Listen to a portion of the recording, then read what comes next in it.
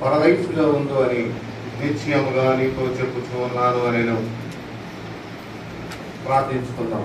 మమ్మల్ని మిక్కిగా ప్రేమించిన మా ప్రియ పరలోకపు తండ్రి, యేసయ్యా మమ్మల్ని కూడా అయా తండ్రి ఏమైతే అల్పులమో అయోగ్యమో ప్రభువా, ఈ దినము ప్రభువా నీ సన్నిధానంలో తండ్రి ఈ యొక్క మాటను ప్రభువా నేను కాదు ప్రభువా మీరుండి నా నోటికి ఘోరగా ఉంది ప్రభువా, నన్ను మీ సిలువ చాటున మరుగుపరిచి ప్రభువా ఈ మాటలు వినిపించుటకు నాకు కృప చూపించమని ప్రార్థిస్తున్నాను తండ్రి. ఆమేన్. చిన్న పాట. నీవు నాకు పరదేశుండు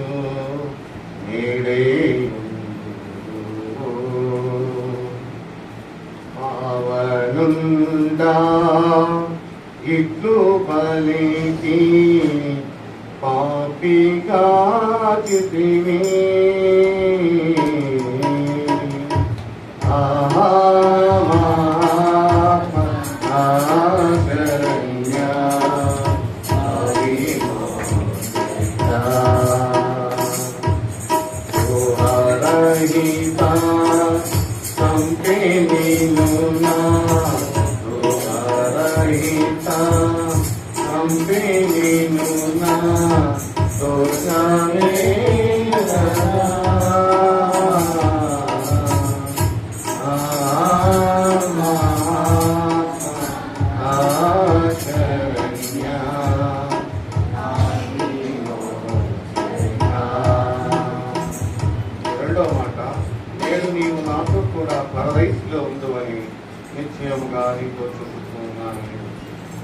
ఈ సందర్భం గురించి మనకందరికి కూడా బాగా తెలిసినటువంటి, అయితే కుడి వైపున ఒకరు ఎడమ వైపున ఒకరు ఇద్దరు బందిపోటు దొంగలు వేలాడదీయబడుతూ ఉన్నారు.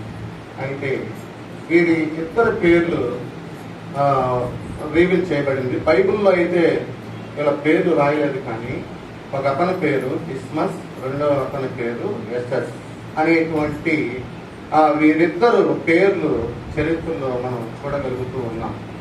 అయితే ఆలోచించేయండి, ఇద్దరు మనస్తత్వాలు వేరుగా ఉన్నాయండి. జాగ్రత్తగా మీరు ఆలోచిస్తే నైతిక విలువలు ఎరుగునటువంటి ఇద్దరు దొంగల మధ్య ఆ నైతికత కలిగినటువంటి యేసుక్రీస్తు ప్రభువారు వేలాడుతున్నారు. వాళ్ళిద్దరికి కూడా నైతిక విలువలు తెలియదు వాళ్ళిద్దరికి కూడా. అయితే నైతిక కలిగినటువంటి మా యేసుక్రీస్తు ప్రభువారు వేలాడుతూ ఉన్నారు.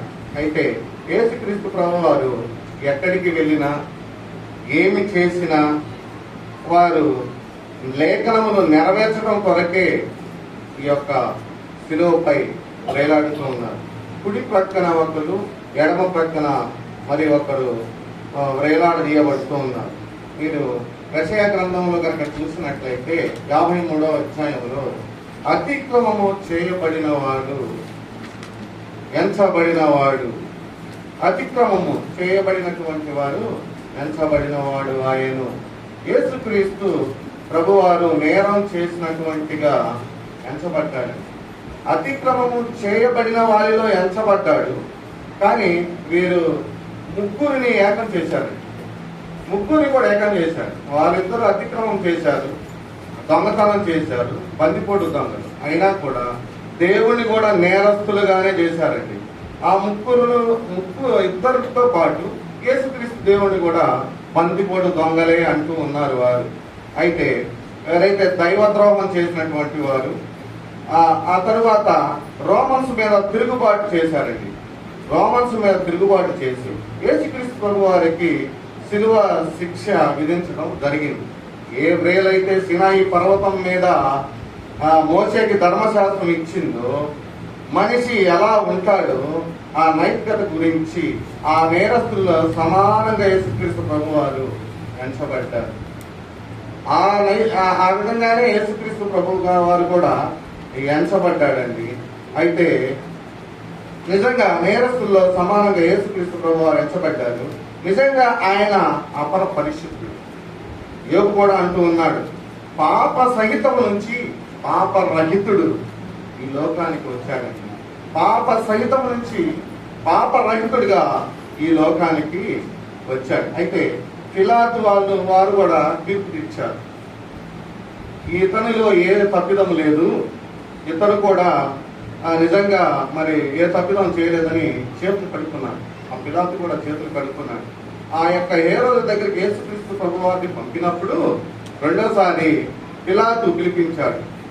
ఈయనలో ఏ నేరము కనిపించడం లేదు, అందును బట్టి గలిలయ ప్రాంతంలో యేసుక్రీస్తు ప్రభువారు ఉంటూ ఉన్నారు కాబట్టి ఆ ప్రాంతంలోనే ఏ రోజు ప్రభువారు పరిపాలన సాగిస్తున్నాడు కాబట్టి అందుకని ఏ రోజు దగ్గరికి పంపించారు. అయితే పంపించినప్పుడు అతను కూడా ఏ రోజు కూడా చూసి, నేను బాప్తిస్మం ఇచ్చేటువంటి యోహానుని చంపి భయంకరమైనటువంటి పాపం చేశాను, ఇతనిలో కూడా ఏ పాపము లేదు అని డిసైడ్ చేశాడు. అయితే యేసుక్రీస్తు ప్రభువారు పుట్టుకలో కూడా ఆయన పక్కన పశువులు ఉండేయండి. పక్కన పుట్టినప్పుడు కూడా పశువుశాలలో ఆయన జన్మించేటువంటి వాడు. అయితే ఆ పశువుశాలలో ఇప్పుడు కూడా శిలువ వేసినప్పుడు ఆ గొల్గొతా కొండ పైన పక్కన పశువులు లాంటి ప్రజలు ఉన్నారు. ఏ నేరం చేయబోయినా కూడా ఆ దేవునికి మరి ఆ విధంగా శిలువ వేయటం అనేది అన్యాయం కదా. మరి ఏ పాపం చేశాడు, ఏ నేరం చేశాడు, ఏమీ చేయలే. కానీ ఆ సిలువల్లో ఆయన అసలు ఎంతో అంటే భయంకరంగా ఆయన రక్త ముద్దయినప్పుడు కూడా భయంకరంగా కొరడాలతో కొట్టించుకున్నా కూడా ఆ సిలువ పైన ఆయన మాటలు బోల్డ్గానే ఉన్నాయి. ఇంకా భయంకరంగా కొట్టారు. ఆ సిలువ పైన రక్తపు ముద్ద దారులై కారుతున్నప్పుడు కూడా యేసుక్రీస్తు ప్రభువారిని ఆయన మాట్లాడుతున్న మాటలు చాలా స్పష్టంగా చాలా క్లారిటీగా ఉన్నాయి. అయితే ఆయన ఆ విధంగా మాట్లాడుతూ వచ్చాడు. అయితే మీకు కొన్ని 3 విషయాలను ప్రాముఖ్యమైనటువంటి ముందుకు తీసుకొద్దాం అనుకుంటున్నాను. అయితే ఒక వ్యక్తి ఆ కల్వరి గిరి మీద ఉండేటువంటి ఒక్కొక్కరు ఒక్కొక్క అనుభూతిని వాళ్ళ యొక్క సాదృశ్యాన్ని తీసుకొచ్చారు. ఒక వ్యక్తి అయితే పాపానికి చనిపోయారు. 1 person died in sin.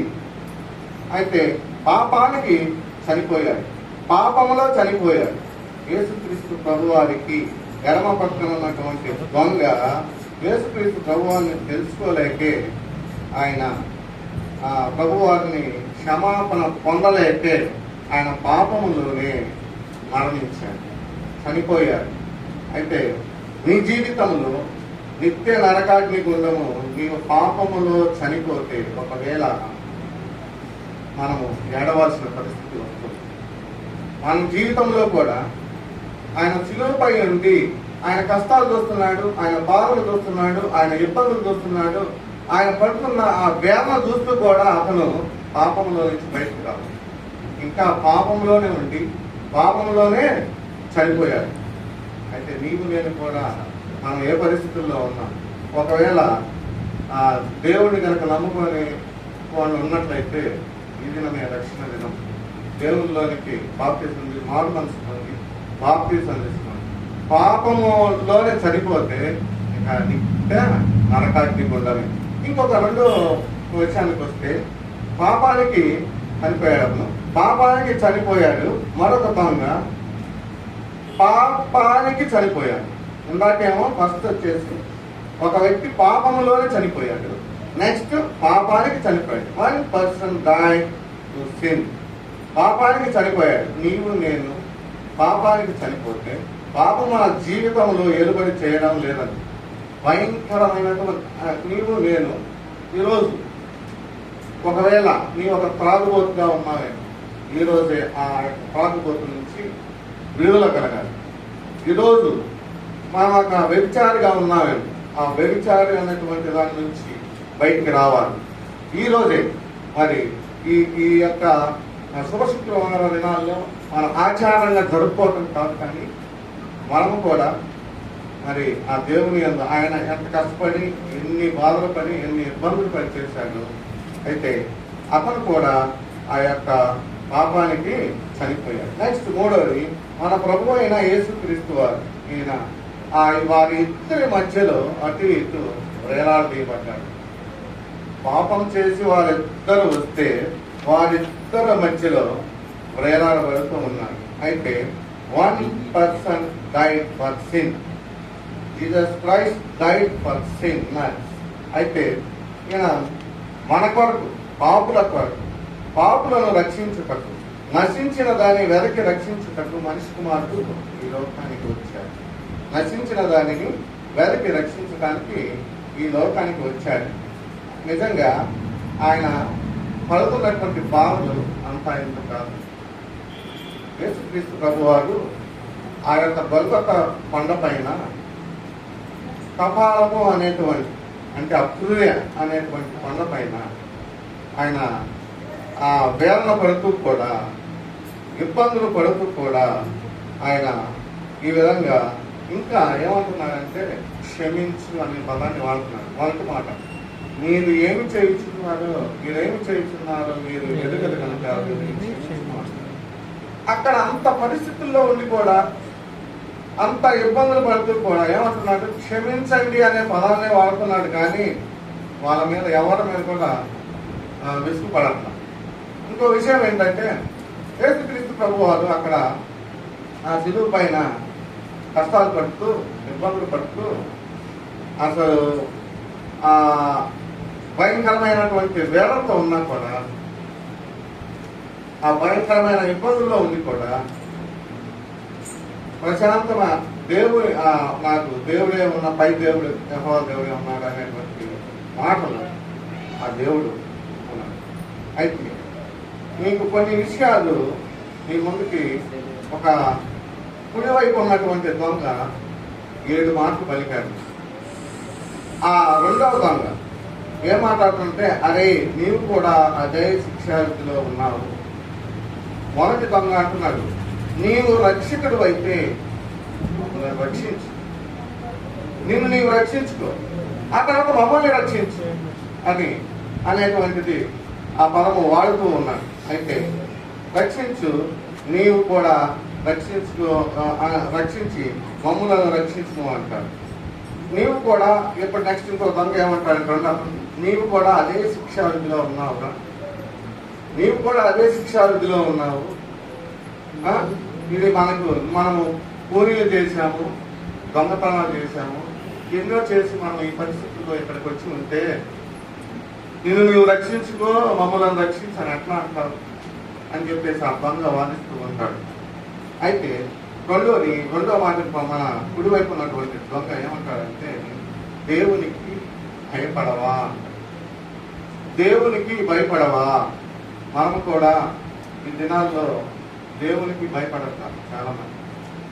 దేవునికి భయపడాలి, దేవుని యందు భయభక్తులు కలిగి జీవించాలి. దేవునికి భయపడవా అంటారు. దేవునికి భయపడాలి మనం కూడా. మూడోది, మనకైతే ఇది న్యాయమే అంటారు. మనకైతే ఇది న్యాయం, నిజమే, ఈ తప్పు చేశాము, ఎన్నో కూలీలు చేశాము, ఎన్నో హత్యలు చేశాము, మనం ఇక్కడికి వచ్చిన పరిస్థితి కరెక్టే, ఇది నిజమే.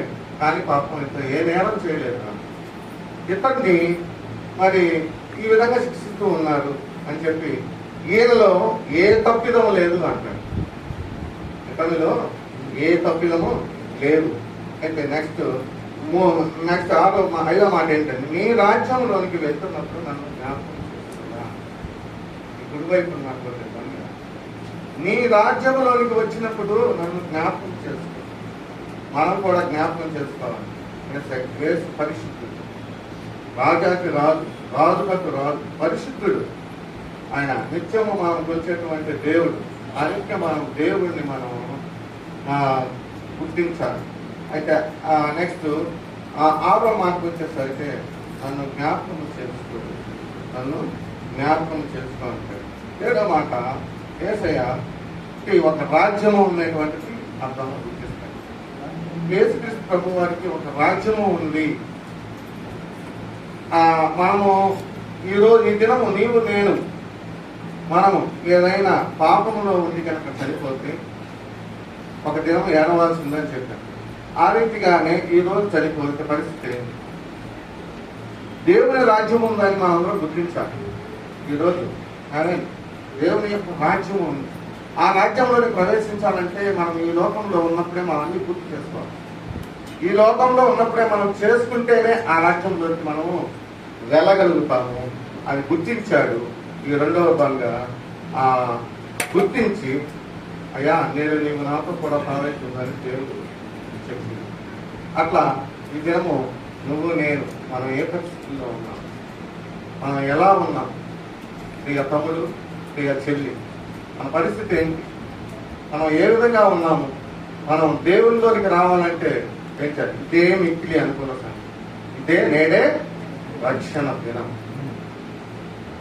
ఆ విధంగా ఆ దొంగ మాట్లాడినటువంటి మాటలు, దేవుడు నాకు ఇచ్చినటువంటి ఈ యొక్క మాటలను వినిపించడానికి ఆ దేవాకుడు నాకు కల్పించిన దానికి విధానానికి స్తోత్రాలు చెల్లిస్తున్నాను. ఆ రీతిగానే పాన్స్ గారికి, పాన్స్వామి గారికి వందనాలు చెల్లిస్తున్నాను. సంఘ సభ్యులకు, సంఘ పెద్దలకు, సంఘ విశ్వాసులకు ఆ వందనాలు తెలియజేస్తూ